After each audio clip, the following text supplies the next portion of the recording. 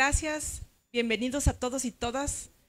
Gracias por acompañarnos aquí en Cali en la COP16 y también un saludo a quienes nos acompañan a través de la transmisión en vivo.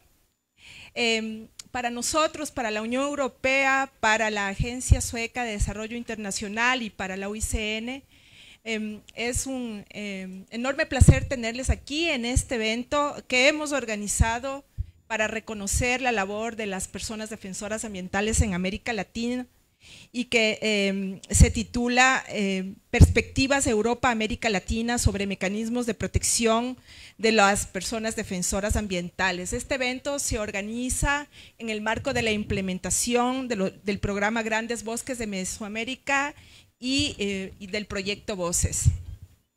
Nos acompañan esta tarde Michel Forst, relator especial de las Naciones Unidas sobre las personas defensoras del medio ambiente en el marco de la Convención de Aarhus.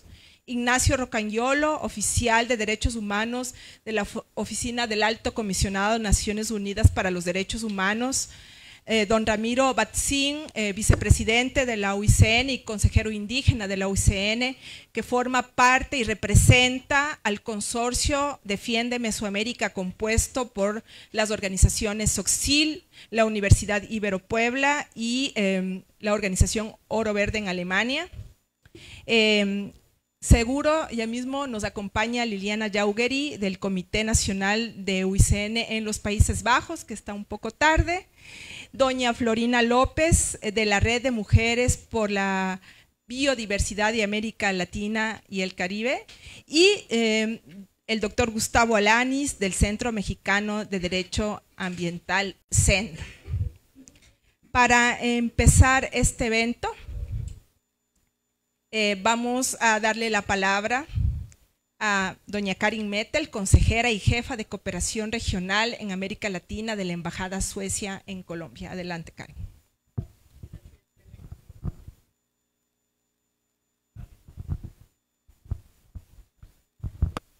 Muchas gracias, Belén, y gracias al público. Sorry, I will take this in English because I have my notes in English.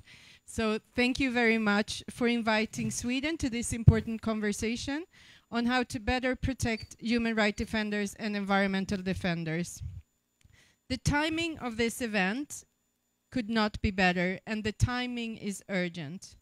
All over the world, we see the space for human rights continue to shrink, and the work of human rights defenders has become even more important, but harder and much more dangerous. We see that human rights defenders, including environmental defenders, are increasingly targeted. They face threats, harassment, physical violence, unlawful imprisonment, and even assassinations. Women environmental defenders face unique threats, including gender-based violence and harassment. And indigenous defenders face a heightened risk due to the defense of ancestral lands and resources. This region, America Latina, is regretfully known for having the highest rates of killings and human rights defenders in the world, especially those working on land, environment, and indigenous rights issues. Sadly, 8 out of 10, the 10 deadliest countries for environmental defenders are located in Latin America. One of the main obstacles to protecting human rights defenders is the widespread impunity for perpetrators of violence. There is indeed an international legal system in place that we highly value, and there are established international and national mechanisms for the protection of human rights defenders. However, there is often a disconnect between international mechanism and national protection programs, leading to gaps in protection. And many of the national mechanisms are inefficient, expensive, and hard to access to those most exposed. Sweden, that I represent, is highly committed to the protection and promotion of human rights defenders. Over the last few years, SIDA in Sweden has increased its attention and financial support to human rights defenders.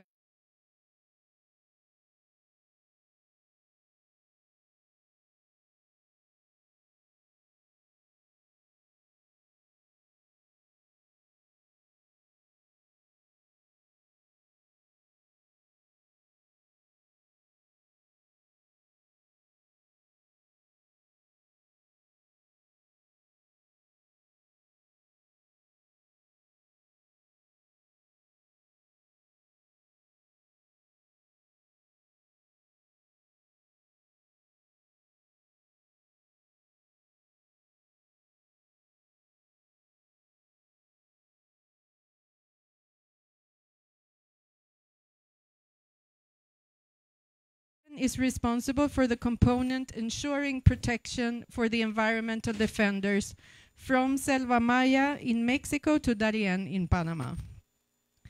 Sweden also supports local human rights movements and organizations to enable them to mobilize, organize, share information, and educate on human rights.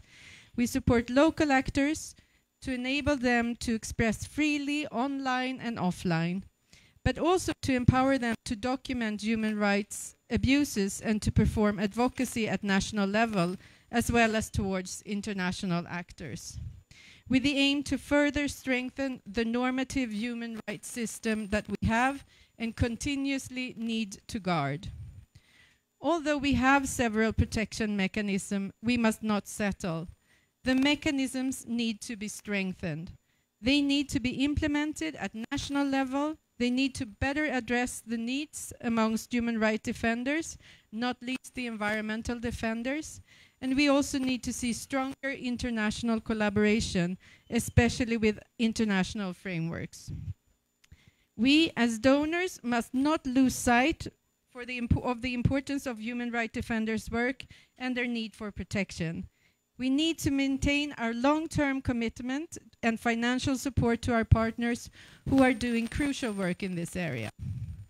But to meet the alarming challenges that human rights defenders, including those fighting to protect human rights and the environment in their communities, communities that are often not connected to international actors and networks, we can work with unexpected alliances, also with the private sector, to respect norms and standards. I am really pleased to see so many prominent experts in this room and in this panel. You can count on Sweden to remain a committed and continued supporter to the development of a stronger and more efficient ecosystem of mechanisms through our partners in Colombia and in the Latin America region and globally. Thank you.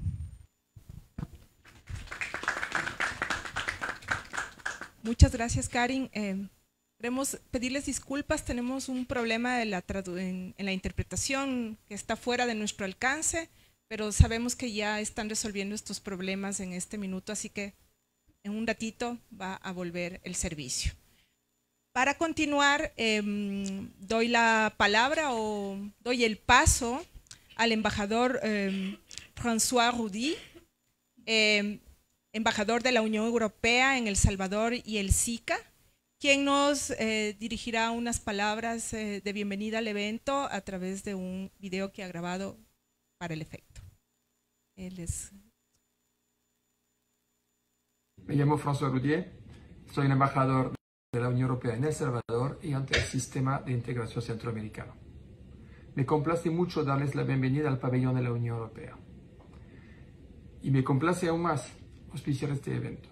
La perspectiva Europa-América Latina sobre los mecanismos de protección a personas defensoras ambientales.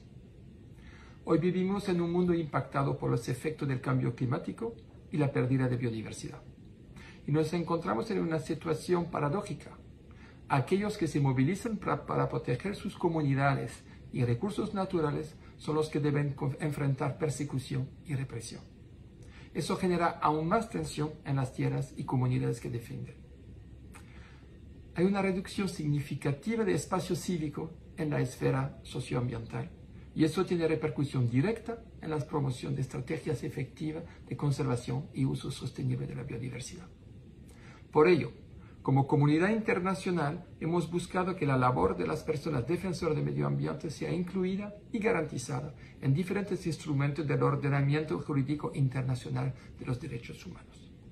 La primera parte del evento nos hará un recorrido por el Convenio sobre acceso a la información y participación pública en la toma de decisión y acceso a la justicia y asuntos ambientales, la Convención de Orhus. Y el Acuerdo Regional sobre acceso a la información, participación pública y justicia en asuntos ambientales en América Latina y el Caribe, el Acuerdo de Escazú. Nos permitirá reflexionar sobre los alcances de dichos instrumentos, sus similitudes a pesar de diferencia geográfica y los retos a que se enfrentan sus implementaciones. Adicionalmente, tendremos la posibilidad de escuchar de primera mano casos concretos sobre experiencia y mecanismos de protección autónomos y desvinculados de los espacios institucionales estatales. Como Unión Europea, entendemos que es urgente aumentar nuestros esfuerzos para apoyar a las personas defensoras del medio ambiente. Por ello, hemos lanzado una serie de instrumentos de protección que cubren emergencia a medio y largo plazo para defensores de derechos humanos. Continuaremos propiciando espacios como estos para reflexión y visibilización de esta temática. También buscamos que nuestros programas en la esfera medioambiental tengan muy presente la temática. Por ejemplo, hoy justamente nuestros socios ASDI, IUCN y SOTSIL les pondrán comentar cómo es un componente clave de nuestro programa Grande Bosque de Mesoamérica. Concluyo agradeciendo a nuestros socios ASDI, IUCN, por la organización de este evento, así como los distinguidos panelistas que nos acompañan.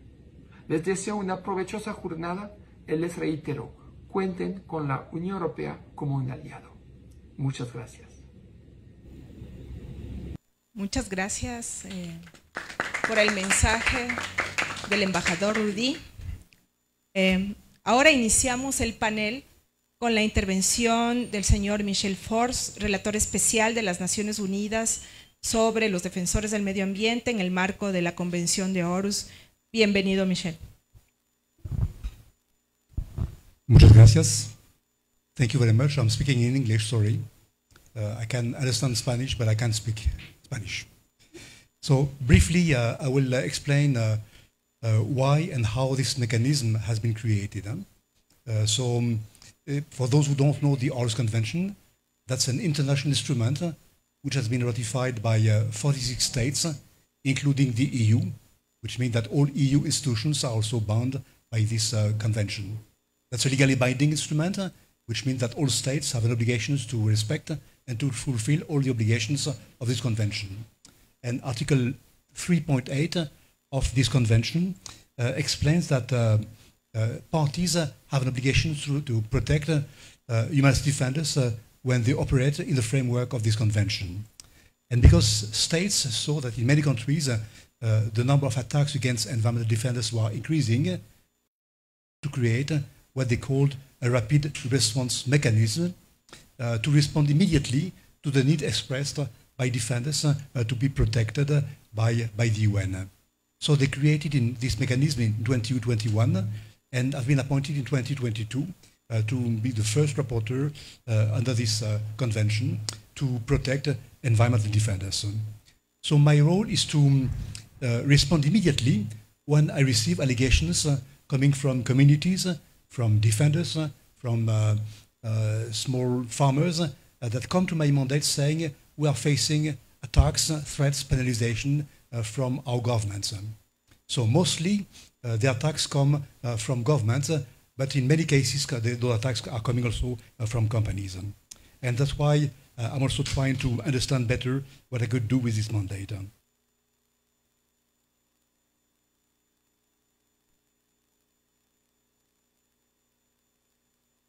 My mandate also the receives complaints coming from defenders. So the first thing I'm doing when I receive complaints is to investigate together with my team on the complaints, because in many cases special rapporteurs are manipulated by states, in fact by governments or by companies. So we need to double check the information to make sure that we are not manipulated. And when we know that the allegation is serious, then we use the same working methods as other rapporteurs. That is, we send what we call an allegation letter, which is not an accusation, in fact. We simply send a formal letter to the government saying that we have received allegations of threats, asking the government to investigate and then to respond immediately to allegations and to reply to my letters. Within 60 days, states have an obligation to respond to my letter. And my letters and the response of the states will then be publicized on the website of the mandate. Of course, my mandate is not only sending letters. What I'm trying to do also is to do follow-up. That is, when I see states not cooperating with my mandate, then I'm traveling to the country to meet with the authorities to make sure that they will understand the seriousness of the allegations and they will investigate to respond immediately to my letter of allegations. I'm also using quiet diplomacy, as many reporters, speaking with the ambassadors in Geneva, traveling to the capitals also to meet with governments. I'm also trying to prevent the attacks to occur by simply raising awareness on the possibilities offered by my mandate, using also the network of NGOs to awareness on this mandate, and to provide information on how this mandate could be effective. As I said, okay.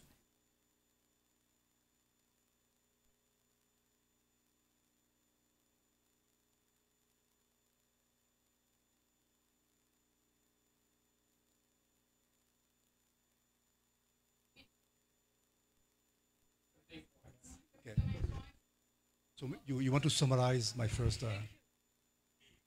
Sorry for this. Sorry for this. I would try my best to summarize. I'm sorry. I'm likely not going to be faithful enough to what you. But he was presenting. Él estaba presentando la manera en que funciona su mandato. De manera general, lo que él hace es recibir denuncias por parte de las personas que están en riesgo en diferentes lugares del mundo, así sean agricultores o otro tipo de actores. Y lo que luego él hace es redactar una carta que se envía a los gobiernos. Estamos teniendo problemas con este micrófono. Se envía a los gobiernos y los gobiernos tienen 60 días para responder a esa carta que él les envía para hacer esta primera denuncia. Y luego estas cartas se publican directamente en la página de la convención, y también él tiene un trabajo de diplomacia en la que va efectivamente hacia los países y ya trabaja con las autoridades para poder ir mejorando este tema, y estábamos más o menos ahí. And the most important for me is the effectiveness, that I see that I would get results, and that's why I'm traveling also to countries to meet with the government to make sure that I would get results and positive results for defenders. Lo más importante para él es obtener resultados. Lo más importante es que los defensores ambientales puedan ver los resultados, y por eso también hace este trabajo de diplomacia y va a los países para encontrar con las autoridades. I don't want to be too long, but just to conclude, my mandate has been created within the Aarhus Convention, which is, as I said, ratified by 46 states, including the EU. But I have also other possibilities, especially in Latin America, Africa, and Asia. Este mandato se ha creado dentro de la Convención de Aarhus, que es una convención que fue ratificada por 46 estados, incluyendo la Unión Europea, pero también tiene muchas posibilidades dentro de países latinoamericanos y africanos. Because when you read the report by Global Witness or by Amnesty or by Frontline, you would see that the most serious attacks are not coming from security forces, but are coming from companies. Porque cuando se lee los diferentes informes que hay, que no me acuerdo de los nombres, los podemos volver a mencionar, pero cuando se lee estos informes se nota que los ataques no vienen necesariamente de fuerzas de seguridad, sino que vienen de las compañías. And that's why when I see that companies based in Europe are operating abroad and doing harm to defenders, my mandate has the possibility also to respond to the needs expressed by defenders in many countries of the world, in Africa, Latin America, and in Asia. Cuando él se da cuenta que las ofensas hacia los defensores ambientales están siendo efectuadas por empresas europeas, él puede también reaccionar ante estas empresas europeas para poder tener una acción directamente en los países. Just to give an example to conclude, if a French company operates in Africa and would do harm to defenders in Uganda, then I could take cases of defenders from Uganda. If I see that a company based in Madrid would operate in Latin America, I'm on the streets, for instance, I would do harm to communities, then defenders from those countries could also seek protection from my mandate. So the mandate has what we call an extraterritorial scope, which is very important to understand, and that's why I'm also inviting defenders to meet with me at different occasions. I was in Bogota a couple of weeks ago, precisely to invite defenders from Latin America to explain why my mandate will also be useful to them while it's based in Europe. Le está intentando también mostrar por qué su mandato es importante para las comunidades que están afectadas, por qué los defensores también es importante para ellos. Es porque, por ejemplo, si hay una compañía francesa que tiene una acción en Uganda y está cometiendo infracciones hacia los defensores ambientales en Uganda, entonces él puede actuar ante esa compañía francesa o ante una compañía española en otro lugar. And we get very good results with companies. Because they don't want their names to be named in a UN report. Y obtienen muy buenos resultados con las empresas porque las empresas no quieren estar mencionadas dentro del reporte de las Naciones Unidas. And the last thing I will conclude with this, I would like to work more with the Aarhus, with the Escazú agreement, to make sure that the experience of this mandate will also fit into discussions with the countries that have ratified the Escazú agreement, so that we also take stock and benefit from the experience of this mandate, which is very recent. y a él le gustaría también extender su trabajo para trabajar con el acuerdo de Escazú y con los signatarios del acuerdo de Escazú para así poder ir avanzando más en este tema. Gracias. Gracias.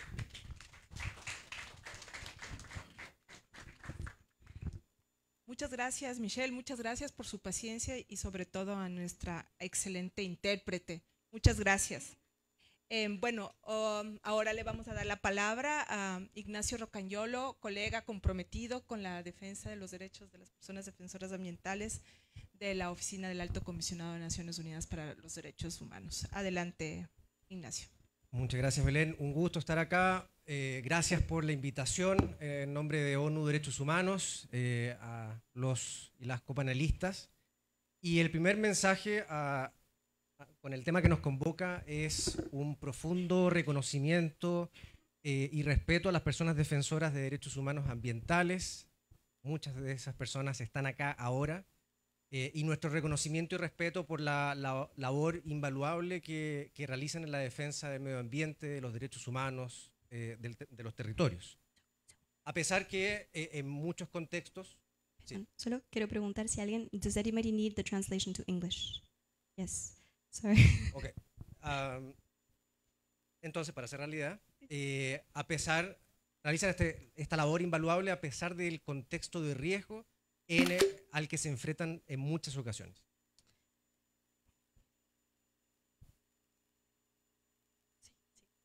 Okay. I will pick up later on, I'm sorry. No worries. Solo para dar algunas cifras, de ejemplo, a nivel global, ONU Derechos Humanos, tan solo en el año 2023, indicó o registró más o alrededor de 320 asesinatos de personas defensoras de derechos humanos. A nivel global. Probablemente ese número es mucho mayor todavía. Solo se tratan de casos verificados. Y en América Latina y el Caribe, ya se mencionaba, una región quizás la más riesgosa para defender los derechos humanos y el ambiente, la situación de espacio cívico de los derechos de las personas defensoras se sigue restringiendo. Un dato. Mis colegas de la Oficina de ONU Derechos en Colombia publicaron hace unos días casos verificados de asesinatos de personas defensoras de derechos humanos entre 2016 y a la fecha. Y el número es de 248 personas defensoras de derechos humanos asesinadas en Colombia. De ese número, un 89% corresponde a personas indígenas, afrodescendientes o personas campesinas que han sido víctimas de la situación. Continúo en español. En esa realmente trágica situación, las perspectivas regionales y globales son cada vez más necesarias. Así como o cuán importante es la Meta 22 en el tratado que nos convoca en esta COP. Cómo el diálogo entre Aarhus y Escazú ha sido desde un inicio, en razón de las temáticas de acceso a la información, participación y acceso a la justicia, pero también en este diálogo de los mecanismos, ¿no? Mecanismos rápidos para responder a la situación de personas defensoras. Y efectivamente, Escazú nace de un proceso de negociación abierto, transparente, participativo, que llevó entonces a su adopción en nuestra región, y que es el primer tratado en la región sobre asuntos ambientales. Esta es la frase emblema, ¿no? El eslogan de Escazú, pero qué importante. El primer tratado ambiental en nuestra región y el primer tratado en el mundo de contener normas sobre personas defensoras. Y para quienes no trabajan en el ámbito legal, tener un tratado con normas sobre personas defensoras nos lleva a tener artículos vinculantes para los estados partes de ese tratado. Es el artículo 9 del Tratado de Escazú, que regula el derecho a defender derechos. Y si bien Escazú no incluye nuevas disposiciones, nuevos derechos que estuviesen ya antes previamente reconocidos en el derecho internacional, da un orden en las obligaciones que tienen los estados en nuestra región, sobre prevención, sobre protección y sobre remediación o reparación en caso que se vulnere su derecho.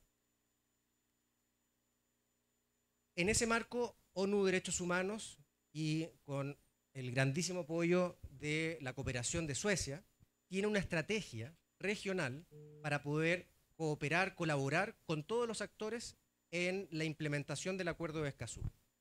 Así, en una dimensión regional, si se quiere, con la Secretaría de Escazú, que es CEPAL, la Comisión Económica para América Latina y el Caribe, con las partes y la Conferencia de las Partes, con los representantes electos del público y en general la sociedad civil, y ahora más recientemente con el Comité de Apoyo a la Aplicación y Cumplimiento, el órgano de tratado. Y la estrategia que está desarrollando la oficina ha permitido poder aportar a procesos que son especialmente significativos para el tema que nos convoca, la protección de personas defensoras. Primero voy a destacar dos asuntos, por supuesto. Primero, el Plan de Acción Regional del artículo 9 de Escazú. Este Plan de Acción Regional, que nace de un proceso participativo nuevamente, con foros y encuentros y consultas presenciales en Quito y en Panamá, con consultas virtuales para poder diseñar el índice y luego el contenido de este plan. Y ese plan fue aprobado este año, en abril de este año, la COP número 3 de Escazú. Pueden consultar ustedes ese plan, pero a grosso modo contiene ejes de trabajo en donde los estados partes acordaron poder avanzar de aquí a 6 años más en reconocimiento de las personas defensoras, en diagnósticos de la situación, en medidas de colaboración para la protección de personas defensoras. Escazú es, y probablemente también Aarhus, son expresión del multilateralismo, de la cooperación internacional que se necesita. Y esa cooperación, tomo algo que decía Karin al inicio, estos tratados y normas internacionales no pueden estar en desconexión entre sí y necesitan estar conectados con las políticas nacionales. En ese sentido, el plan de acción, como toda política, tiene sus cosas buenas y cosas que pudieron haber sido mejor. Pero al final del día requieren de un diálogo con las políticas nacionales. Cuán importante es que al implementar Escazú, al implementar el plan de acción, un Estado en su país pueda establecer sistemas de prevención y protección. Países lo tienen, mecanismos nacionales de protección, también con sus luces y sombras, pero son una política concreta. Sistemas de alerta temprana, que hay países que tienen muy bien desarrollado también, por dar 2 ejemplos. Y en ese sentido hay una oportunidad para todas y todos nosotros que trabajamos en relación con Escazú, que son, lo ya dicho, la implementación de este plan de acción regional, y segundo, lo que representan los planes nacionales de implementación de Escazú. Todos los estados partes están trabajando en eso. Algunos ya van a presentar sus planes nacionales de implementación, lo tienen listo, y otros están recién comenzando su hoja de ruta. Como sea, hay un acuerdo, un compromiso que para la siguiente COP en 2026, todas las partes lleguen con su plan nacional. ¿Eso qué significa para la sociedad civil, para Naciones Unidas, para la cooperación internacional? Aportar a esos procesos de toma de decisiones en donde se va a determinar la bajada concreta que un Estado, que un gobierno le va a dar a este artículo 9 sobre personas defensoras del ambiente y por supuesto todos los demás artículos. Y solo para una mención y para cerrar, el órgano de tratado, el Comité de Apoyo a la Aplicación y Cumplimiento, también está diseñando, a partir de su reciente nominación y entrada a inicio de trabajo este año, fórmulas para responder a la situación de personas defensoras. El comité ha nombrado una relatora para la situación de personas defensoras, han priorizado en su hoja de ruta, no me acuerdo el nombre técnico, pero en su planificación de 2 años la situación de personas defensoras, y en el ámbito de conocimiento de solicitudes o presentación de casos, si lo diríamos en términos más simples, hay un mecanismo para poder también responder a una urgencia en el marco de ese caso que que se haya presentado. ¿Cuál es el mensaje final? Hay una oportunidad como quizás no hemos tenido antes en nuestra región para poder coordinadamente a nivel regional y nacional trabajar en la implementación de acciones concretas para la prevención y protección de personas defensoras. Escazú representa esa oportunidad y estoy muy contento que aquí en la sala de público hay personas que han trabajado años y años en la negociación y luego en la ratificación y ahora implementación del acuerdo. Así que en nombre de ONU Derechos Humanos, nuestro reconocimiento a todos y todas ustedes. Muchas gracias. Perdón si me paso el tiempo.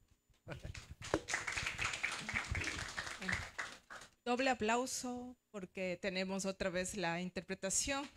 Gracias. Ahora nos acompaña don Ramiro Batzin, vicepresidente de la OICN y quien a través de la organización SOTSIL, la Universidad Ibero Puebla y Oro Verde de Alemania trabajan en la iniciativa Defiende Mesoamérica, diseñando e implementando un mecanismo de protección regional mesoamericano para las personas defensoras ambientales. Adelante, don Ramiro. En primer lugar, si podemos pasar, o tal vez si me voy a hacer acá para poder. Sí tengo diapositivas. No las. Creo que no les. Si no les voy a comentar acá y no hay problema. Ya. Digamos desde el consorcio que hemos venido trabajando, digamos, ha sido importante, digamos, para nosotros ver todo el tema sobre Defiende Mesoamérica. Para hablar del tema, digamos, de los defensores ambientales, nosotros hemos hecho un análisis y hay que hablar también sobre los defensores de los pueblos indígenas. Para hablar de los defensores hay que hablar del tema de recursos naturales y hay que hablar del tema del territorio, ¿sí? Que es algo fundamental para los pueblos indígenas y ahí partimos, digamos, del trabajo que hemos venido desarrollando. Uno, reconocer ese aporte y contribución que los pueblos indígenas han desarrollado a la conservación de la biodiversidad, a la conservación de los recursos naturales.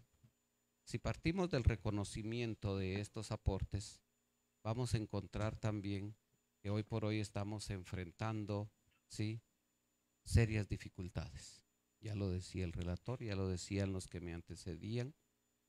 Los pueblos indígenas hemos encontrado, digamos, unas dificultades, partiendo, ¿sí?, por esa violación de derechos que tenemos en estos momentos.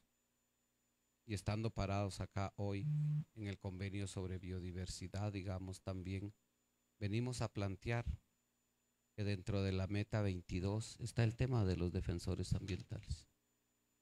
Y esto tiene que estar ligado, digamos, a las 8 metas que el marco global tiene en relación a pueblos indígenas, ¿ya?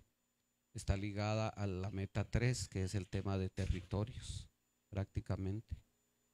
La meta 3 hoy por hoy nos está hablando de áreas protegidas, de otras medidas de conservación, pero nos está hablando también de el reconocimiento de los territorios indígenas.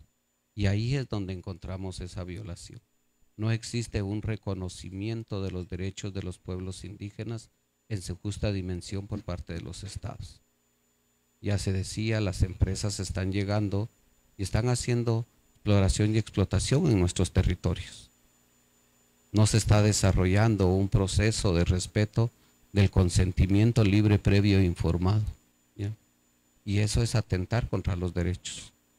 Los pueblos indígenas hoy por hoy y los defensores ambientales estamos siendo criminalizados, estamos siendo perseguidos y estamos siendo asesinados. Hombres, mujeres y jóvenes que están defendiendo su territorio están afrontando esto en estos momentos y realmente es preocupante, digamos. Cuando miramos el mapa de Centroamérica, ¿sí?, y OICN ha sacado el mapa de pueblos indígenas que tenemos, que muchos de ustedes lo han visto, vamos a encontrar que en las áreas donde están los pueblos indígenas, ¿sí?, en los territorios donde están los pueblos indígenas, particularmente en los grandes bosques, ¿sí? Están los recursos naturales. Ahí encontramos el bosque, ahí encontramos el agua, encontramos la biodiversidad y encontramos todos los elementos. Y no solo elementos naturales, sino también elementos culturales. Y ahí convierte esa interrelación, ¿sí?, entre naturaleza y cultura. Estamos hablando de países megadiversos y nosotros estamos hablando de nuestra madre tierra. Estamos hablando de conservar esos recursos biofísicos, pero también conservar ese patrimonio cultural, esos lugares sagrados que de una u otra manera los pueblos indígenas estamos, digamos, conviviendo. Hemos venido discutiendo y analizando el tema de la conservación y el tema del uso, manejo y conservación desde el enfoque y cosmovisión de los pueblos indígenas. Y es clave en estos momentos ver esos elementos. Entonces, si nos encontramos con un mapa donde los grandes bosques están en territorio maya, están en territorio misquito, están en territorio emberá, están en territorio cuna, esos grandes bosques tienen que ver con pueblos indígenas. Y para eso hay que reconocer, digamos, estos derechos. Y es clave en estos momentos. El programa Defiende Mesoamérica está implementándose en estos momentos. Defiende Mesoamérica tiene grandes líneas que va a trabajar. Una de ellas es crear ese sistema de información. No tenemos un sistema de información que nos esté dando los datos actualizados. Este Defiende Mesoamérica va a trabajar esa creación de capacidades, fortalecer esas capacidades de defensa propia, de autodefensa de los pueblos indígenas, de los defensores ambientales. Tenemos que crear y fortalecer las redes existentes que nos permitan, digamos, hacer una defensa. Va a trabajar, digamos, todo el tema del fortalecimiento de estos casos. Hay que hacer un proceso de fortalecimiento, de sistematización y tener información de lo que está pasando, de cómo las comunidades, de cómo los defensores van a trabajar y se van a interrelacionar. Eso es clave en estos momentos. Defiende Mesoamérica es una propuesta que tenemos, que se está implementando y que va a trabajar precisamente para que se permitan las condiciones de hacer defensa de nuestros territorios, de hacer defensa de nuestros recursos naturales.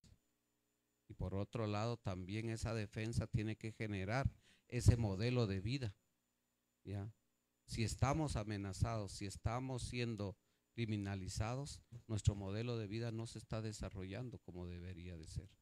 Y aquí es necesario, digamos, partir de generar ese modelo de vida en la región.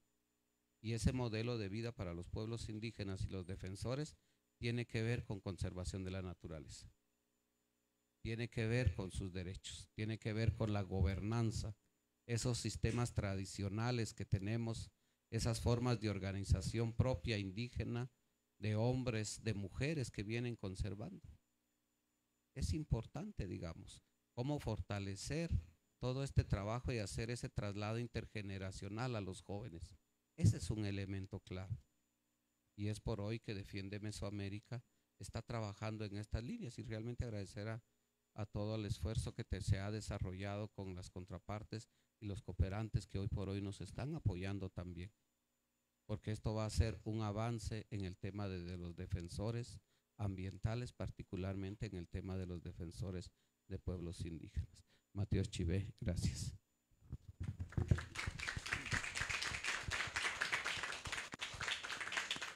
Muchas gracias, don Ramiro Batzin. Ahora le doy la palabra a Liliana Yaugeri, que representa al Comité de los Países Bajos de UICN y con mucha experiencia en defensa de personas defensoras ambientales. Muchas gracias, buenas tardes. Yo preparé una intervención de unos 10 minutos. No sé si quieres que me pare ahí mejor para poder mirar la sala. Buenos días. Como Belén me introdujo, yo soy Liliana Jáuregui y trabajo para el Comité de los Países Bajos de la UICN. Belén, muchas gracias por la invitación y mi intervención es bastante concreta. Quiero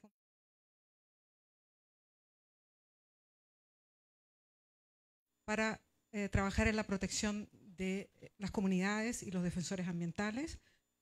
Como una responsabilidad que hemos visto es casi un requisito fundamental.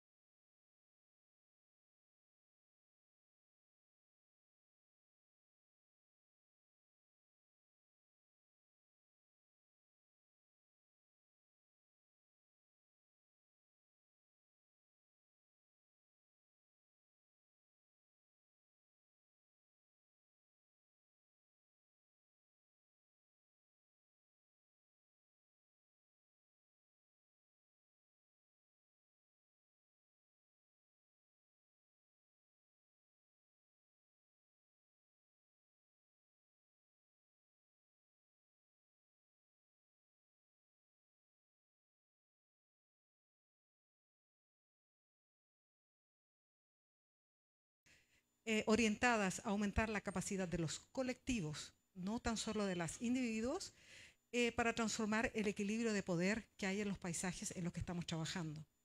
Por favor, la siguiente. ¿Cuáles son algunos puntos claves? Porque no puedo realmente entrar aquí a hablar en profundidad, pero quiero dejarle algunos puntos claves para que se los lleven. Estamos hablando de una lógica de protección donde vamos a manejar el riesgo. El riesgo es algo que se mide en términos de amenazas, vulnerabilidad y capacidad. En cuanto a las amenazas, no siempre podemos hacer mucho, sin embargo, sí podemos trabajar lo que es vulnerabilidad y la capacidad de las comunidades. Estamos hablando también de un territorio que no siempre es el mismo que nosotros pensamos en términos biofísicos. Hay conceptos que también tenemos que tener en cuenta, que se trata de temas culturales, la historia, la política. Entonces, cuando trabajamos mapeando un territorio, tenemos que tenerlo bien claro de qué territorio estamos hablando. Hablamos de redes de protección, no necesariamente de técnicas o de estrategias. Estamos hablando de personas también. Hablamos de comunidades que no tenemos que idealizar siempre. Tenemos que estar constantemente viendo cómo estas comunidades están interactuando. Hay muchas que tienen muchas diferencias y hay conflictos internos que tenemos que reconocer y manejarlos. Además de un enfoque interseccional, porque muchas personas tienen diferentes, por ejemplo, hablamos de mujeres, hablamos de personas indígenas y tenemos que reconocer esas diferencias. Y finalmente hay bastantes modelos y herramientas que podemos ocupar. La siguiente, por favor. Porque es importante y es algo de las cosas que yo quiero dejar aquí con ustedes. La protección colectiva va de la mano con la protección individual. Muchas organizaciones, sobre todo internacionales, les gusta trabajar mucho protegiendo a una persona. Sin embargo, en ese afán de proteger a una persona, a veces las estamos desprotegiendo. Entonces es importante tomar el colectivo en cuenta para no vulnerar en vez de apoyar. Porque el impacto de las acciones de empresas o de los agresores es un impacto colectivo, no es un impacto necesariamente individual.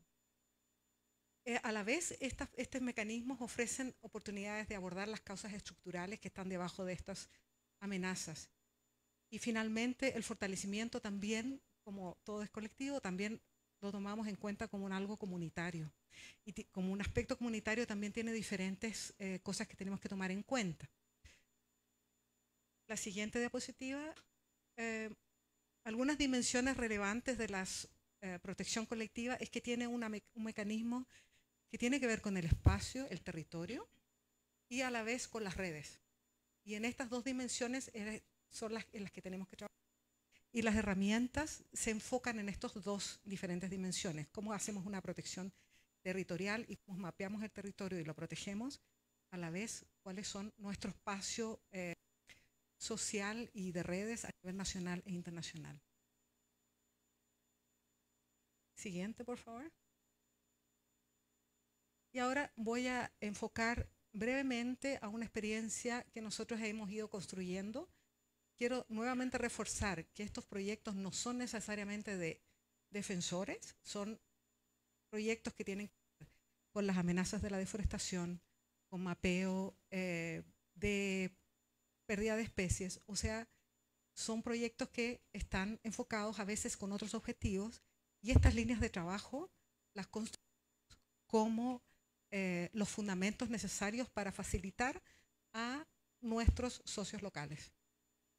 Hemos trabajado en acompañamiento en programas por algunos años en Bolivia, Filipinas, Indonesia, Ghana, Uganda, además de Perú. Y hemos diseñado algunas, con asesores, estrategias a nivel de país, a nivel de territorio y a nivel individual y personal. Hemos trabajado también con diferentes talleres y a la vez hemos trabajado también en el monitoreo de sus resultados. Y quiero decir que siempre tienen que tener en cuenta que el eslabón de seguridad o de protección siempre va a ser el eslabón más frágil. Ese es el eslabón que tienen que tener en cuenta y ahí es donde las cosas van a mostrar facturas. Finalmente, yo creo que la intervención anterior lo mencionó, el tema de la protección y el tema de las violencias es algo en lo que ahora no puedo entrar, pero es muy importante que cuando hagamos trabajos de capacitación tengamos en cuenta que el final y el objetivo final es el acompañamiento y la autoprotección. El tema de las violencias también es un concepto interesante como una organización externa. Nosotros generalmente tendemos a pensar a violencia física, eso es para nosotros la violencia. Sin embargo, cuando uno aprende y escucha a las comunidades, nos aprendemos que las violencias que ellos experimentan son diferentes índoles y son violencias que en el fondo van degradando a las comunidades. Por ejemplo, la violencia medioambiental es una violencia que va, por ejemplo, quitando los medios de vida, quitando el idioma, los valores culturales, disminuyendo la capacidad o la autoestima de las comunidades, y esas son violencias que no podemos ignorar. Entonces, por ahí quiero dejarles estos conceptos. Al lado derecho, por ejemplo, está la legislación peruana que considera estos tipos de conceptos y que realmente los podemos utilizar. Y como organizaciones trabajando en temas de conservación, es muy importante que nos asesoremos y que veamos de qué manera también tenemos ayuda dentro de legislaciones nacionales para trabajar temas de protección y no crear cosas nuevas. La siguiente. Esta es una herramienta bien interesante que yo he tenido la oportunidad de ver cómo funciona en el territorio, que se llama el modelo Estrella. Es un trabajo a nivel de comunidad, donde una comunidad mapea los diferentes aspectos de las redes que ellos manejan. La estrella, la organización o el individuo, el colectivo, se pone en el medio y empieza a responder ciertas preguntas y ve de qué manera su presencia y su estrella está equilibrada. Ahora, lo que quiere decir esto es que, por ejemplo, si tenemos una parte en que las redes externas no están fuertes, tenemos que empezar a invertir ahí. En mi experiencia me he dado cuenta que las organizaciones de base tienden a trabajar mucho con sus aliados y empiezan a ignorar el lado de las empresas, por ejemplo. Cuando es muy importante tener mapeado qué el sector que a veces se ve como agresor está haciendo. Entonces, estos modelos que ya existen, e incluso hay algunos programas computacionales que ayudan a crear estos modelos donde las comunidades pueden empezar a visualizar sus redes y cómo están estas redes y empezar a trabajar en las partes frágiles y empezar a fortalecerlas, establecer nuevos lazos, y ahí como organización internacional o como fuera del territorio podemos jugar un papel muy importante.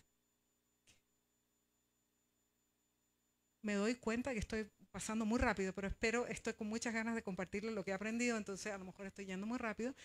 Quiero ahora enfocarme en Bolivia, porque quería mostrarles un ejemplo específico, que es un programa en el que en estos momentos estamos trabajando. Llevamos 3 años y hicimos un acompañamiento a una comunidad indígena que se llama Cantiocap, y los estamos apoyando en su plan de seguridad a nivel institucional y comunitario. Bolivia es un país que a nivel territorial ofrece muchos desafíos para sus líderes para trabajar. Y bueno, hemos asesorado, la siguiente por favor, en diferentes estrategias que a lo mejor ahora con lo que ya he hablado les va a dar, les va a hacer un poco de sentido. Hemos trabajado con temas de seguridad digital, también con, por ejemplo, programas con sus teléfonos en el que ellos pueden conectarse y pueden decir dónde están, cosas muy básicas a veces, pero para gente que trabaja en territorios muy aislados es muy importante. El tema del análisis de riesgo, que ya lo hablé un poco, que es manejar y pensar en estos 4 factores y cuál es el factor más frágil que tenemos y tratar de invertir en eso juntos. La cartografía de conflictos es ese mapa a la izquierda que tenemos, que realizaron ellos, donde vieron en el territorio qué es lo que está pasando y cuáles son las áreas geofísicas frágiles y para quién exactamente. Qué gente está aislada, qué gente no puede pasar por ahí y qué horarios, y de ahí nacen los protocolos de movimientos en los territorios. Y después quería compartir con ustedes también que el análisis psicosocial, el impacto emocional es algo muy importante, y ahí el tema de las comunidades que a veces no son tan unidas como uno piensa, ahí es necesario también tener un acompañamiento de manera que la gente no se sienta tan sola, de que tengan incluso asesorías de cómo tomas y cumples tu rol de liderazgo, cómo cumples con tu rol de mujer, y a veces que las mujeres tienen diferentes responsabilidades. Entonces esa parte no tenemos que olvidar, que se trata de personas, se trata de grupos de personas también, y que el apoyo psicológico es un factor a veces muy importante, porque la gente trabaja con mucho estrés y por esa misma razón a veces no denuncian riesgos graves que ellos toman porque los asumen como algo muy normal, y no hay denuncias y no hay registro de las denuncias. Y finalmente también en Bolivia realizamos planes individuales y colectivos de seguridad que estamos autoevaluando constantemente porque el contexto sigue variando, y en eso hay una responsabilidad nuestra también en que, como hablaba de la autoprotección, tenemos que hacer que nuestro rol no sea de dependencia, sino de autoprotección. Y finalmente, quería compartir con ustedes nuestras lecciones aprendidas. Como empecé diciendo que la integración de la protección es algo vital, que tenemos que pensar que si trabajamos con naturaleza, del lado que sea en estos momentos, estamos pensando en gente que está en la línea de fuego, por decirlo.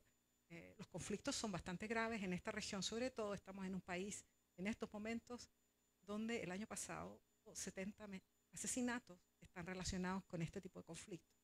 Entonces hay que tomarlo no solo como un proyecto, sino hay que tomarlo como una línea integrada a todos los proyectos que trabajan con estos temas. Recién les hablé del bienestar mental, que tenemos que integrarlo, no solo el físico. Las políticas tienen que ser adecuadas, donde no hablemos tan solo de la vulnerabilidad individual, sino de la vulnerabilidad de los colectivos, y lo sigo repitiendo para que quede. Las estrategias integrales, la defensa de los derechos colectivos, hablemos de los medios de vida, hablamos del patrimonio cultural de estas comunidades. Tenemos que manejar las redes, y ahí las organizaciones internacionales, nacionales, pueden jugar un rol importante.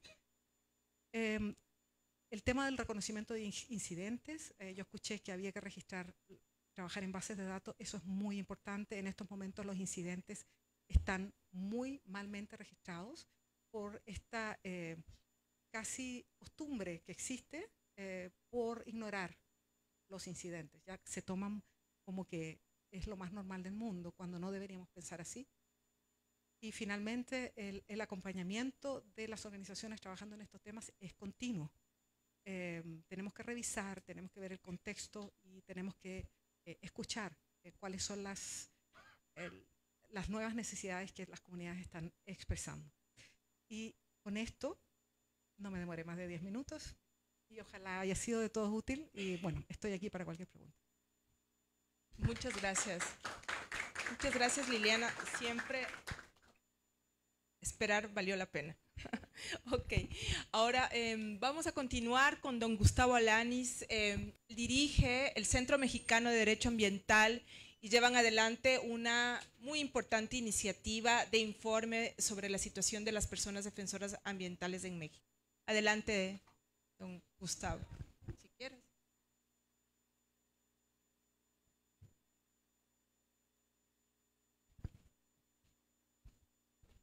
Muchas gracias, Belén. Gracias a todas y a todos por estar aquí. Buenas tardes. Soy Gustavo Lanizo Ortega, trabajo en el Centro Mexicano de Derecho Ambiental en la Ciudad de México.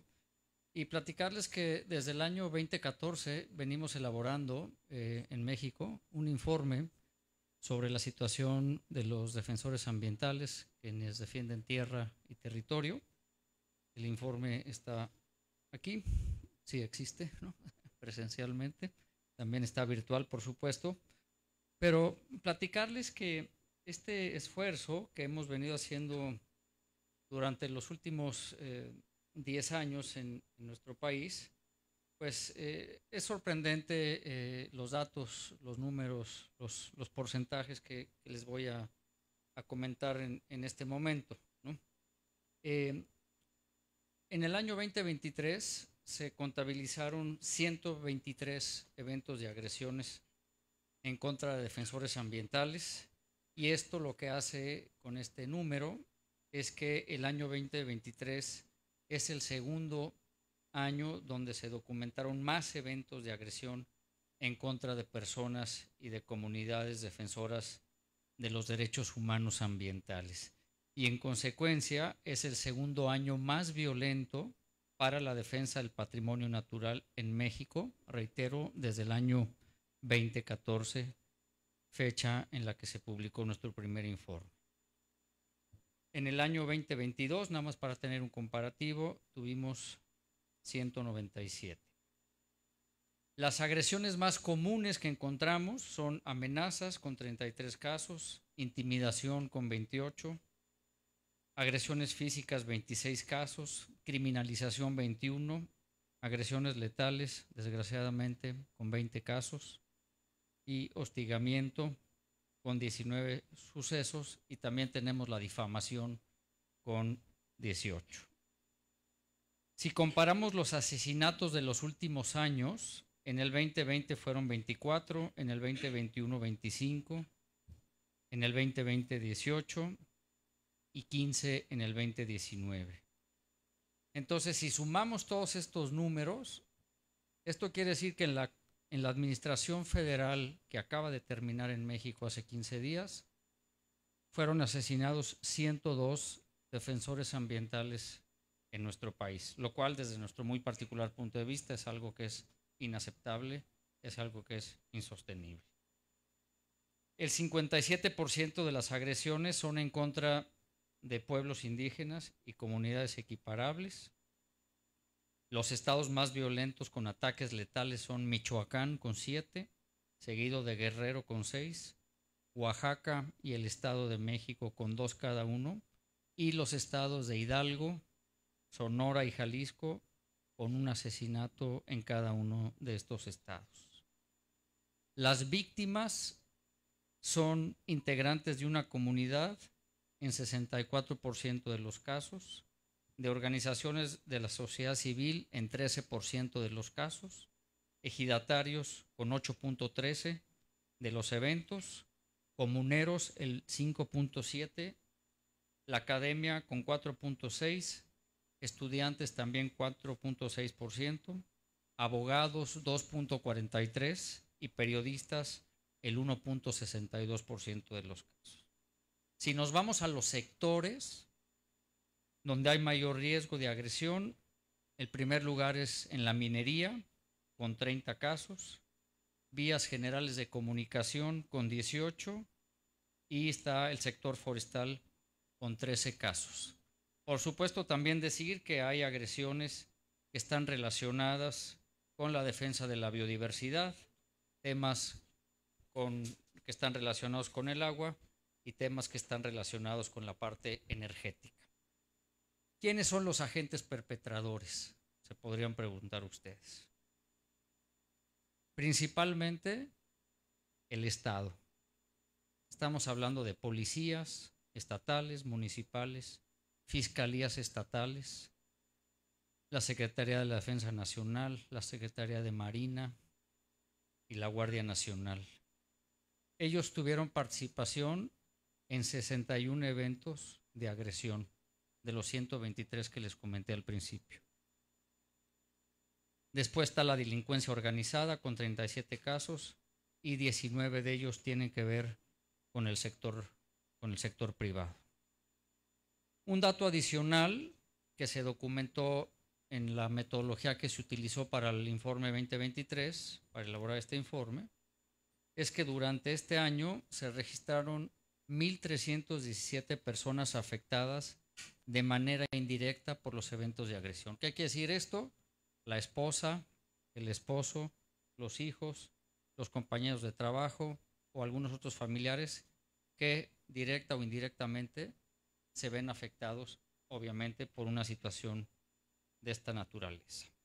Termino diciendo lo siguiente: ¿qué es lo que hace falta? Entre muchas otras cosas, porque si ustedes tienen posibilidad de ver el informe, aquí hay una multiplicidad de conclusiones y de recomendaciones, tanto al gobierno federal, al mecanismo para la protección de los periodistas y los defensores de derechos humanos, a la Comisión de Derechos Humanos. En fin, hay una serie de, repito, de conclusiones y de recomendaciones, pero entre otras les voy a resaltar 4 nada más. La primera, y que es posiblemente una de las más prioritarias, es que tenemos que, y lo digo con una palabra vulgar, tenemos que atajar la impunidad. Nadie está en la cárcel, nadie está sancionado, nadie está castigado por todas estas cosas que les acabo de platicar. Entonces tenemos que entrarle a la impunidad porque ha habido una omisión brutal del Estado, un silencio que yo llamo sepulcral ante las diversas agresiones que les he expuesto. Segundo lugar, México, y esto creo que aplica para otros países también, tiene que construir, tiene que implementar y tiene que supervisar una política pública integral de debida protección a los defensores ambientales. También consideramos que es muy importante poder mejorar y fortalecer el mecanismo que protege a los periodistas y a los defensores de derechos humanos. Este mecanismo está con poco presupuesto, con poco personal, y así no pueden hacer su trabajo atinadamente. Y por último, y reitero, hay muchas más recomendaciones en el informe, decir que nos parece fundamental la implementación efectiva y la implementación adecuada del acuerdo de Escazú, ¿no? Resaltando, como ustedes saben, por obvias razones, el artículo 9, que tiene que ver con el hecho de que los defensores puedan hacer su trabajo en un ambiente digno, seguro, sin riesgos y sin intimidaciones. Así es que me parece que la situación no es nada favorable. Esto plantea un reto enorme hacia adelante y ojalá juntos podamos contribuir para que todas estas cosas que les acabo de platicar en el tiempo no solo vayan disminuyendo, sino que se vayan eliminando. Muchas gracias a todos por su atención y buenas tardes. Muchas gracias, don Gustavo,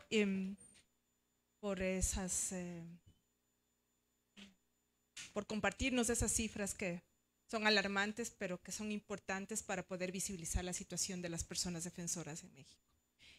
Ahora le voy a dar la palabra a doña Florina López, de la Red de Mujeres por la Biodiversidad de América Latina, que nos va a dirigir su intervención sobre algo que ya Liliana dijo, la importancia de lo comunitario y de sobre todo lo espiritual para la sanación de las personas defensoras ambientales, que es algo que no tenemos que descuidar. Doña Florina.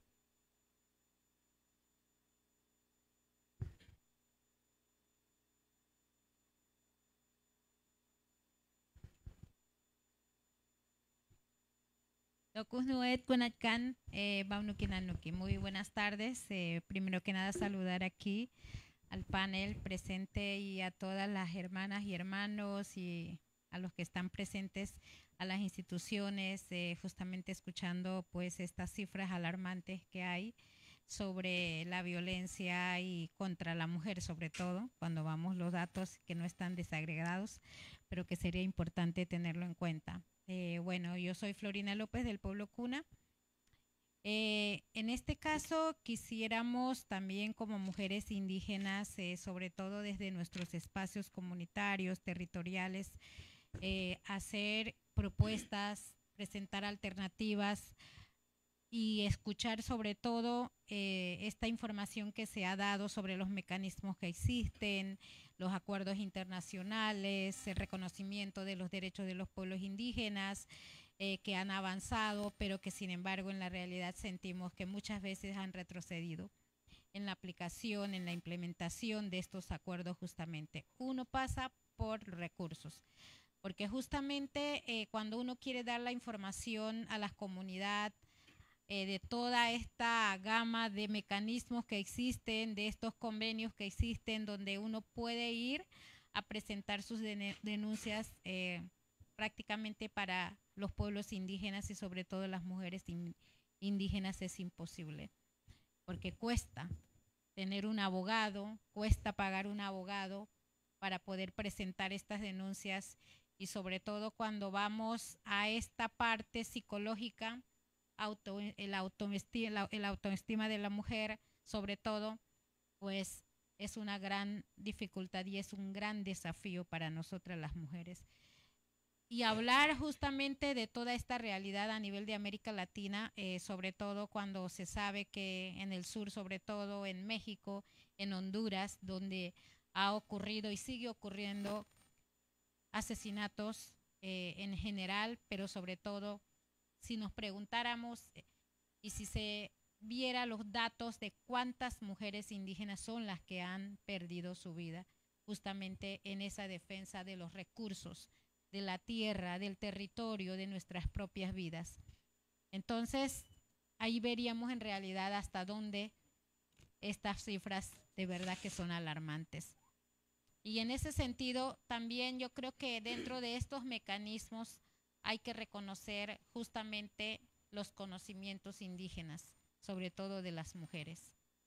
Cómo nosotras las mujeres desde ese conocimiento, desde esa práctica, nos unimos, nos defendemos y cómo podemos utilizarlo justamente dentro de estas estrategias, dentro de estos mecanismos que muchas veces para nosotros lo vemos como frías en ese sentido, ¿no?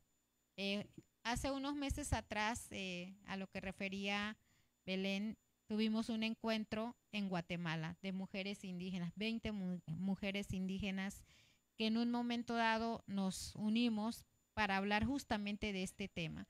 Esa parte psicológica, esa parte espiritual que muchas veces no es valorizada, no es tomada en cuenta, de cómo sufrimos en silencio muchas veces, de cómo estas mujeres que están al frente de estas luchas no comparten muchas veces esa parte individual. En lo colectivo somos fuertes, muchas veces demostramos esa fuerza cuando estamos justamente las mujeres ante las marchas, ante las protestas, y estamos en esa barrera que muchas veces pues en esa parte humana la gente no lo ve de esa manera, sino bueno, en ese sentido dijimos, ¿cómo hacemos las mujeres indígenas para protegernos de esto? ¿Qué utilizamos en nuestros territorios? Cuando llegamos a nuestros territorios en las manifestaciones que vamos muchas veces por días, por semanas en la calle luchando contra las transnacionales, contra los grandes megaproyectos que llegan a nuestros territorios a quitar nuestros recursos, a robar nuestros recursos. Cuando llegamos a nuestras comunidades, ¿qué hacemos para sanar todo lo que uno sufre en las calles o en las manifestaciones o en el mismo territorio? ¿Cómo lo hacemos? Una de ellas decía, bueno, yo utilizo el agua como una forma de limpiarme, de sentir que el agua me renueva, me da energías cada día. Y eso es cierto, porque cada día cuando uno se levanta y toma y se da un baño, le da fuerza, le da energía, le quita la pereza, dice, ¿no? Y así mismo cuando llegamos a nuestros territorios, utilizamos en la ceremonia el agua.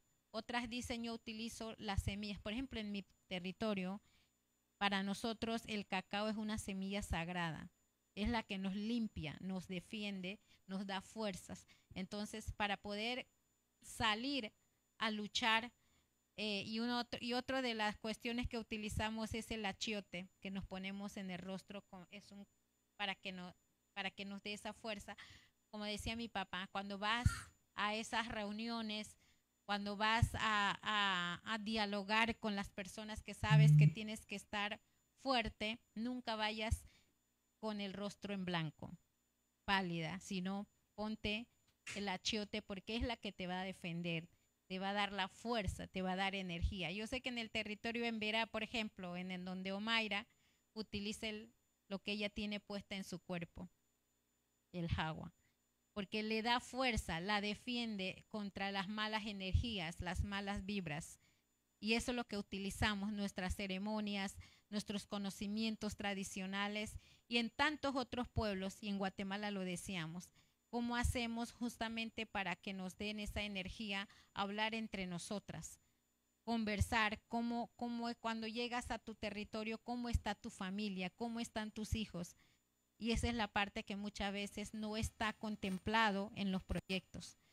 Cómo dentro de los proyectos poder gestionar, porque muchas veces dicen, bueno, ¿por qué compraron flores? ¿Por qué compraron estas semillas? ¿Por qué compraron las velas? Eso no justifica dentro de un proyecto, pero no saben que para nosotros es la espiritualidad. Comenzar con una ceremonia nos da energía, nos da fuerza, nos da sabiduría. Y la oración, ese es otro de los medios. Justamente la hermana Maya, que está acá, Ana y Lola, hacen ceremonias antes de un encuentro. Pide a la Madre Tierra permiso, que nos dé fortaleza, porque justamente hay que pedir permiso justamente a nuestros ancestros y nos dé esa energía, esa sabiduría. En mí, por ejemplo, una actividad, y no se lo cuento a nadie, y hoy lo estoy diciendo, yo invoco a mi padre. Entonces, es una manera de, disculpen, de que uno recuerda justamente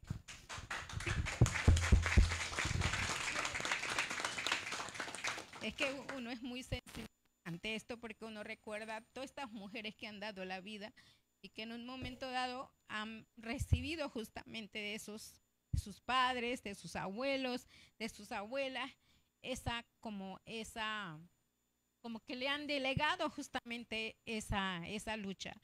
Y yo sé que, por ejemplo, en Honduras, cuando murió la compañera, la hermana Cáceres, Berta Cáceres, y otras tantas que hoy podríamos mencionar, y han quedado impunes sus asesinatos.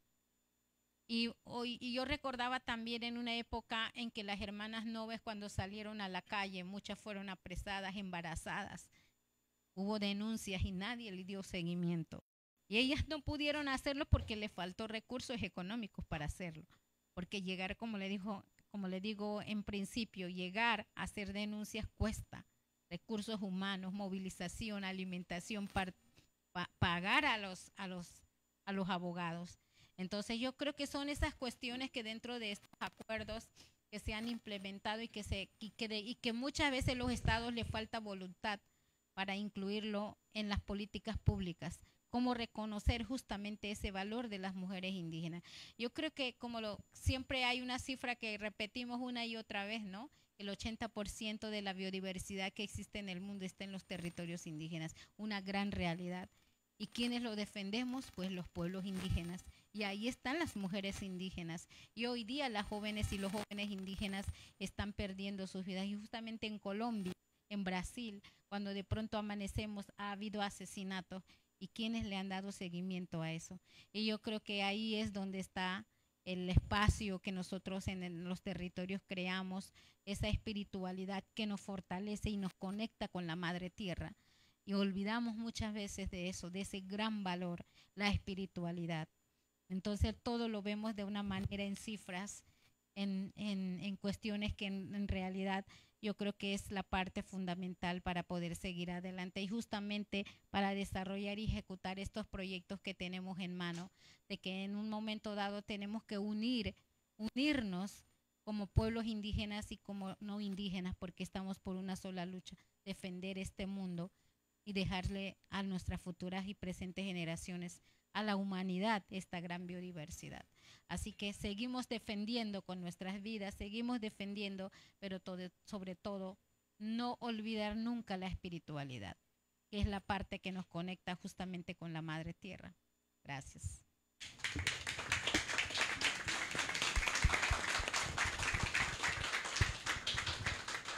Gracias, doña Florina. Creo que viniendo de usted, la situación que viven los defensores, las personas defensoras y sobre todo las mujeres en realidad nos conmueve. Así que muchas gracias por devolvernos, ¿no es cierto?, un poco el sentimiento también, ¿no? Y ciertamente son importantes los acuerdos internacionales, son importantes las cifras, los informes, pero también no perder la sensibilidad, ¿no? Y no normalizar la violencia, como ya lo dijeron. Muchas gracias. Muchas gracias a todos. Ahora finalizamos el panel. Vamos a hacer una pequeña segunda vuelta con pequeños comentarios de su parte y unas preguntas del público. Si alguno de nuestros panelistas tiene algo que acotar o complementar, es el momento. Y luego vamos a escuchar de ustedes preguntas o comentarios para finalmente terminar con esta muy buena jornada de escucha que hemos tenido esta tarde. Les doy la palabra. Si alguien quiere complementar. Don Ramiro, ok, don Gustavo, Karin. Si quieres, empiezo yo, Belén, con algo breve y sobre eso seguimos para adelante.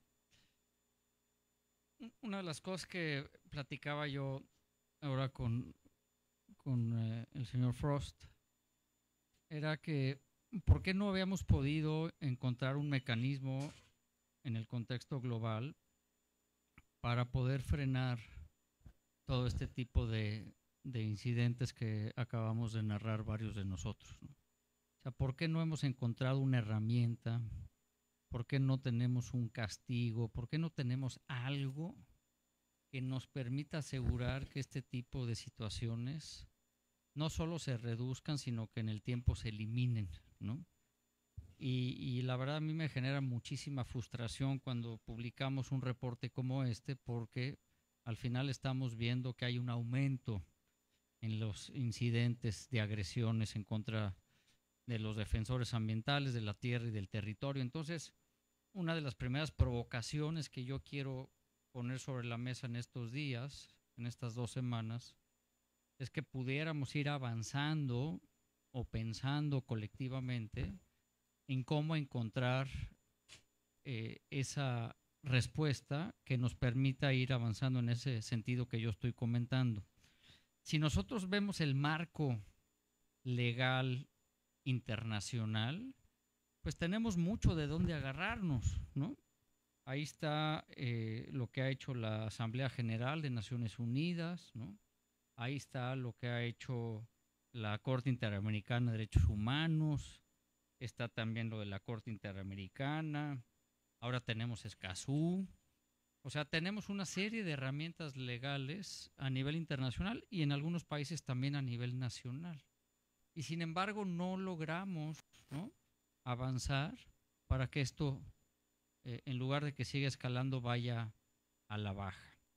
Y también tenemos una serie de, particularmente en el caso de México, tenemos una serie de recomendaciones que nos ha hecho las Naciones Unidas para tratar de mejorar y fortalecer el mecanismo oficial del gobierno, que es un mecanismo dedicado a proteger a periodistas y a defensores de derechos humanos. Esas recomendaciones, que también están en nuestro reporte, aunado a las de la ONU, son recomendaciones que no se han cumplido en lo absoluto, ¿no? No hay acción, no hay programas, no hay estrategias, ¿no? Entonces, ¿qué es lo que también tendría que motivar a los estados, ¿no?, para que en el contexto nacional le den importancia y le den prioridad a los eventos, a los incidentes? Y les doy un ejemplo, que no es exclusivo de este año, pero este año, cuando presentamos públicamente el informe en abril pasado en la Ciudad de México, no hubo un solo mensaje de aliento, de solidaridad, de simpatía del Estado mexicano para con las víctimas de las agresiones ni con sus familiares, ¿no? Ni decir vamos a hacer un esfuerzo, vamos a redoblar, nada, absolutamente nada. Entonces me parece que estamos ante una situación de insensibilidad muy fuerte, ¿no? Y creo que tenemos que hacer algo para que los estados reaccionen. Así es que dejo esta provocación, Belén, aquí en la mesa para efectos de ver qué pudiéramos sugerir o proponer para ir avanzando en este sentido. Gracias. Gracias Gustavo por esa excelente cierre de panel, sí, con la provocación. Ahí nos queda una muy buena pregunta que nos hace Gustavo y les dejamos ahora a ustedes que nos acompañan el espacio para dar algunas respuestas a la pregunta o plantearnos otras. Así que voy a dar la palabra. Creo que tenemos unos pocos minutos, pero lo vamos a hacer. Acá me levantaron la palabra primero. Y acá luego seguimos acá. Hola, bueno, muchas gracias por el espacio y por el tema. Nosotras somos de la Red de Defensoras del Ambiente y del Buen Vivir de Argentina. Es una red de mujeres indígenas, científicas, abogadas, defensoras en los territorios. Y lo primero que quiero decir es que tenemos un problema de falta de relevamiento de información veraz. Tenemos datos de algunos países, alarmantes datos de Brasil, alarmantes datos de Colombia, alarmantes datos de México, pero hay muchos países donde no tenemos los datos y vamos recolectando, pero necesitaríamos poder sistematizar mejor y tener un relevamiento hecho desde los territorios y desde las personas que sufren estas situaciones de violencia. Particularmente nosotras estamos tratando de registrar la violencia en los contextos ambientales contra las mujeres y las migraciones forzadas de mujeres y de niños. La segunda cuestión, respondiendo a la provocación, es porque a veces los estados son responsables. Sí, muchas veces son los estados los que están reprimiendo a las personas defensoras en los territorios. Eso es lo que está pasando con varios de los gobiernos que tenemos en la región. Entonces, me parece que hay que fortalecer los mecanismos, creo que hay que insistir con Escazú, todo lo que podamos hacer en el hermanamiento Aarhus-Escazú es muy importante, y es muy importante también este puente entre Europa y América Latina, porque somos dos espacios que por lo menos declamativamente consagramos los derechos humanos como un valor. Digo esto declamativamente porque se violan en todas partes, pero me parece que tenemos que reconstruir este vínculo para resistir en los lugares donde está habiendo estos ecocidios. Y yo creo que las nuevas derechas vienen con mecanismos muy sofisticados, lo digo por experiencia propia de lo que está pasando en Argentina, pero también es lo que pasa con Bukele en El Salvador. Me parece que tenemos que generar socialmente anticuerpos para que la gente también active a favor de la protección de los derechos de las personas en los territorios. Y me parece que todavía falta mucha conciencia ambiental en general. Y el extractivismo no para, y muchas de las empresas europeas o del norte global, lo que no pueden hacer o no hacen en el norte, lo hacen en nuestros territorios. Entonces también un monitoreo sobre las empresas a dos voces sería importante.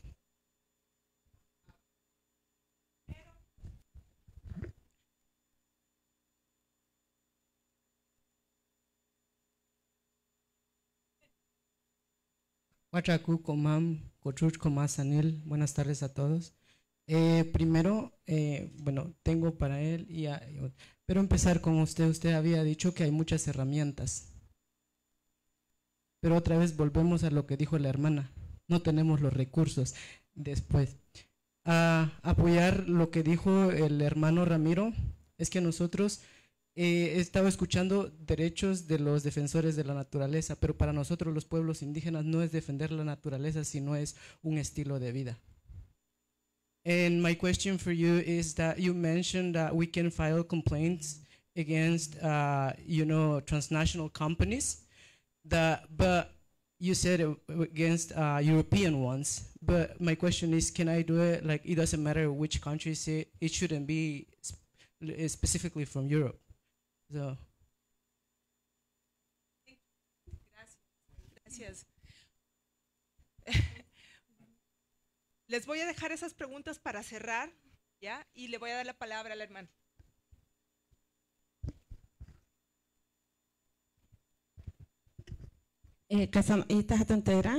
Ana de Maya Pocomán, Guatemala.